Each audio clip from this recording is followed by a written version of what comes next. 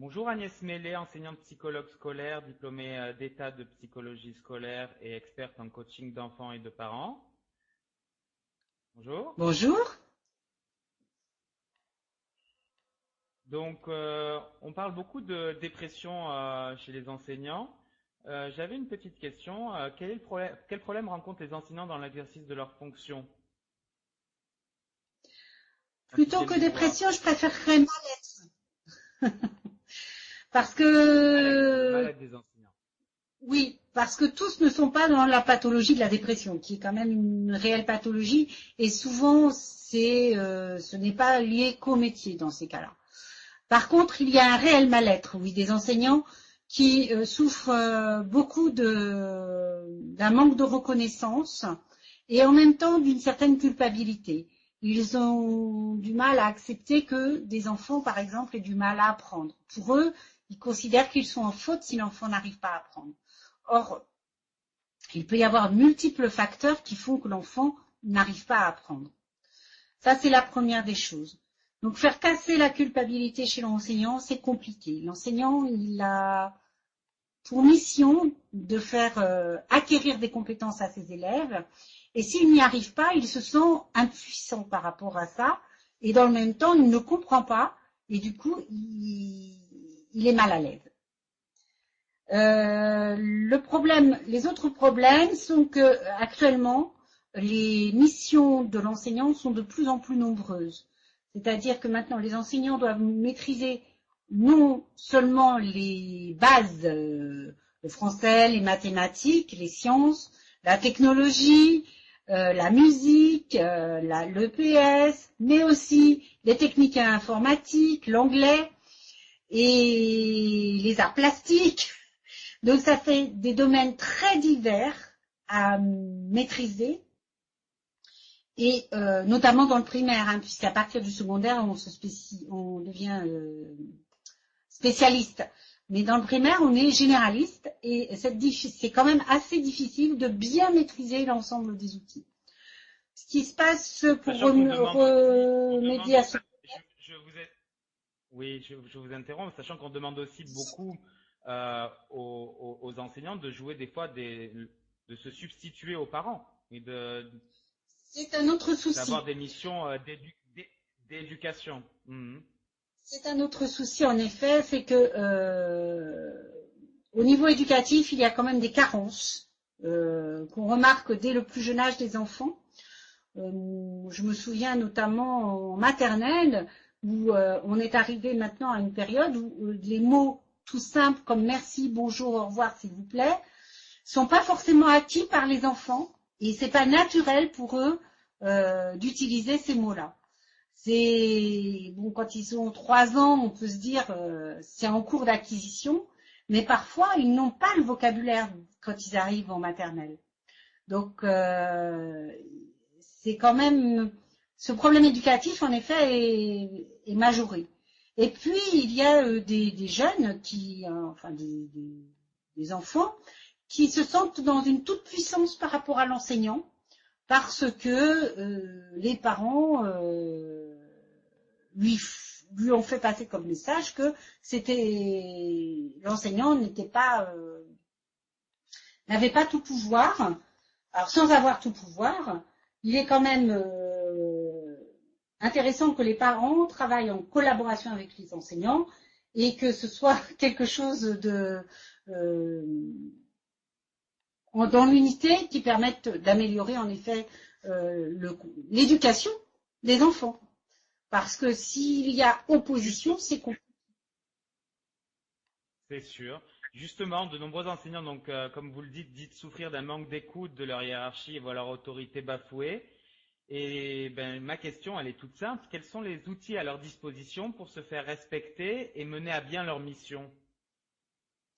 Alors, au sein de chaque circonscription, il y a ce qu'on appelle des conseillers pédagogiques qui peuvent aider les enseignants à se positionner par rapport aux enfants et leur donner des outils qui ont été expérimentés à droite et à gauche, hein, mais qui marchent en général avec les jeunes, avec les enfants. Et puis, il y a quand même... Bah, des outils, ça va être très divers, ça va dépendre des problématiques. Je pense à une enseignante qui a expérimenté cette année le bruitomètre, c'est-à-dire qu'elle émet le bruitomètre. Donc, elle a une échelle de bruit dans laquelle elle est bien. Au-delà de cette échelle, elle est moins bien. Et puis, quand elle est dans le rouge, c'est la zone où c'est insupportable pour elle. Et donc, les enfants doivent gérer en fonction, justement, de ce bruitomètre leur bruit, oui, le bruit qu'ils font dans la classe. Puisqu'il y a toujours du bruit dans une classe. Maintenant, il faut que ce soit, justement, agréable pour tout le monde. Et puis il y a quand même, bon ça c'est un exemple, mais il y en a plein d'autres, hein, ça dépendra des problématiques de chacun. Puis il y a les autres collègues aussi qui peuvent aider parce que ils ont eu les enfants dans leur classe précédemment, ils connaissent les familles, parfois ils connaissent les fratries. Ça permet parfois d'entrer en contact avec la famille plus facilement. Et puis il y a aussi les directeurs et les directrices d'école. Je conseille surtout aux enseignants qui se sentent en souffrance de ne pas s'enfermer. Il y a aussi des cellules d'écoute. Moi, je sais que dans mon département, il y en a une qui est indépendante justement de notre hiérarchie et qui peut être utile au moins pour désamorcer un problème. Si on se sent en difficulté, c'est un lieu d'écoute et qui peut nous amener après à revoir d'autres personnes pour justement sortir de ce problème. Mais dans un premier temps, ça permet de désamorcer le problème, d'avoir une personne qui est neutre, qui ne nous connaît pas, qui n'a pas à rendre de compte à notre hiérarchie et qui peut justement nous donner des conseils qu'après chacun suivra ou pas. Mais après, c'est le libre arbitre de chacun. Justement, il apparaît que les critiques émanant des parents d'élèves sont les plus difficiles à supporter pour les enseignants. Je voulais vous demander sur quoi portent ces critiques et comment on peut faire un enseignant pour s'en protéger. Alors, certains parents ont tendance à vouloir s'ingérer dans nos pratiques pédagogiques. Et c'est ce qui est le plus insupportable pour les enseignants. C'est comme si nous, on allait voir dans leur travail s'ils faisaient bien leur travail et on leur donnait des conseils au passage. C'est ce qui est le plus souvent pratiqué par les parents, qui ne sont pas des enseignants, qui ne sont pas des pédagogues, et donc qui n'ont à la limite pas droit de regard sur la pédagogie utilisée par l'enseignant. Ça, c'est la chose, je crois, que l'enseignant supporte le plus difficilement, et c'est logique. Comment s'en prémunir? Comment s'en prémunir? Je dirais que la première des choses, c'est en parler aux autres collègues de l'école pour savoir si justement ça leur est déjà arrivé, et puis voir avec la direction s'il y a un moyen d'action vis-à-vis de ces familles, et on peut aussi en référer à l'inspection, parce qu'après tout, c'est pas que les parents qui ont des droits vers l'inspecteur, nous aussi on a le droit de se faire respecter, et les inspecteurs, d'une manière générale, alors je connais pas tous les inspecteurs, hein, bien sûr, mais d'une manière générale, ne vont pas aller contre leur équipe enseignante, si c'est quelque chose qui est motivé. Mais là encore, il ne faut pas attendre que la situation s'enquiste.